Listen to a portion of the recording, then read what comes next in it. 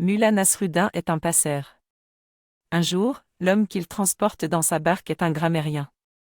En cours de route, ce dernier lui demande « Connaissez-vous la grammaire ?» « Non, pas du tout », répond le mullah sans hésitation. « Eh bien, permettez-moi de vous dire que vous avez perdu la moitié de votre vie », réplique avec dédain le savant. Un peu plus tard, le vent se met à souffler et la barque est engloutie par les flots.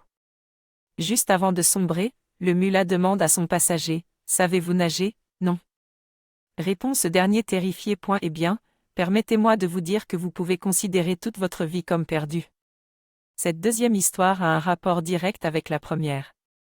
Elle nous dit, à quoi cela sert-il d'avoir une connaissance si on ne sait pas l'appliquer à la réalité? Autrement dit, à quoi bon s'armer d'un savoir inutile? Il y a des personnes qui connaissent le Kama Sutra par cœur, mais qui sont incapables de satisfaire leur partenaire.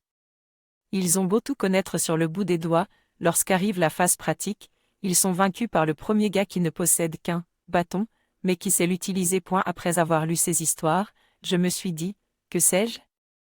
Quelles sont les techniques que je possède? De quoi est-ce que je parle? Faut-il s'instruire? Oui, c'est important, cependant, il faut savoir à quoi sert la connaissance qu'on acquiert et jeter celle qui est inutile. Je préfère utiliser ma connaissance pour développer une technique personnelle, que je connais bien et que j'applique à la réalité, plutôt que de collectionner des milliers de connaissances que je n'appliquerai jamais. À quoi servent toutes les théories sur la sexualité, l'amour, le bien, la prière, si je ne les applique pas? Cela revient à se cacher derrière ce savoir pour ne rien faire.